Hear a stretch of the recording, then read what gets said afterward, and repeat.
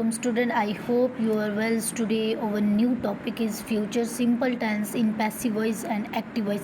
तो सबसे पहले हम फ्यूचर सिंपल को पैसिव वॉइस में देखेंगे कि पैसिव वॉइस में फ्यूचर सिंपल को हम कैसे जो है वो पहचान सकते हैं।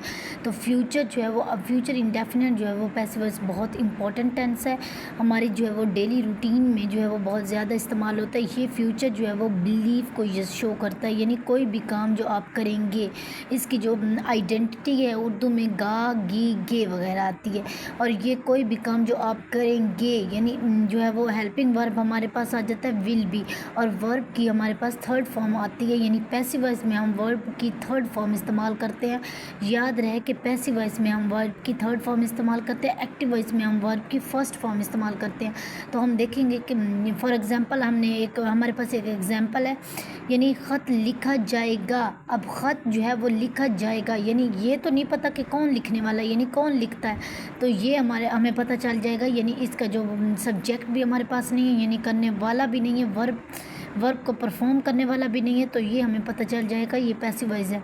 अगर मैं कहूँ अली ख़त लिखेगा तो मैं सब्जेक्ट अली को ऐड कर दूं तो आपका एक्टिव वॉइस हो जाएगा, यानी मैं अली को जो है वो एज ऐड कर देता हूं, तो जो सब्जेक्ट हमारे पास मालूम हो जाता है कि ये अली ने ख़त लिखा है, तो सब्जेक्ट जो है वो अली ऐड हो जाएगा, तो ये हमारे पास एक्टिव वॉइस हो जाएगा।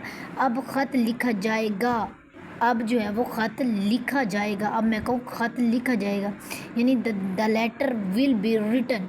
अब देखिए the letter will be written, अब विल बी है, पैसिव वॉइस में याद रखें कि विल बी इस्तेमाल कर सकते हैं और पैसिव वॉइस में थर्ड फॉर्म इस्तेमाल करते हैं, तो रिटन हमारे पास थर्ड फॉर्म आएगी, तो the letter will be written, ये इसका हो जाएगा। सिंगुलर जो है लेटर जो है वो क्योंकि सिंगुलर है तो विल बी लिख दिया जाएगा, यानी अब इसका जो है वो एक्टिव वॉइस करना, अगर हम इसका जो है एक्टिव वॉइस करें तो फॉर एग्जाम्पल तुम ख़त लिखोगे, active voice you will write a letter, यानी जब हम जो है एक्टिव वॉइस करते हैं तो विल आता है, बी नहीं आता, यानी एक्टिव वॉइस में हम जो है वो विल इस्तेमाल करते हैं, बी नहीं लगा सकते।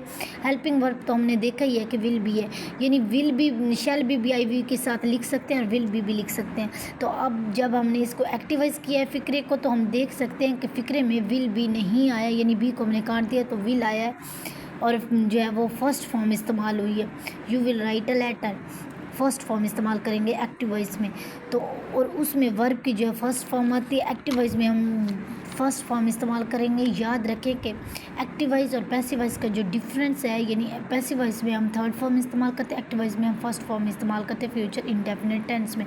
तो हम देख सकते हैं एक्टिव वॉइस में एक और भी बात याद रखने की, एक्टिव वॉइस में हम विल इस्तेमाल करते हैं और पैसिव वॉइस में विल बी इस्तेमाल करते हैं।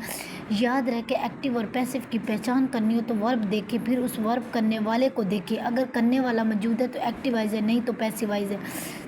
Hopefully this lecture will help you. Surely people, you must have like and subscribe my YouTube channels to watch our next video. Thank you.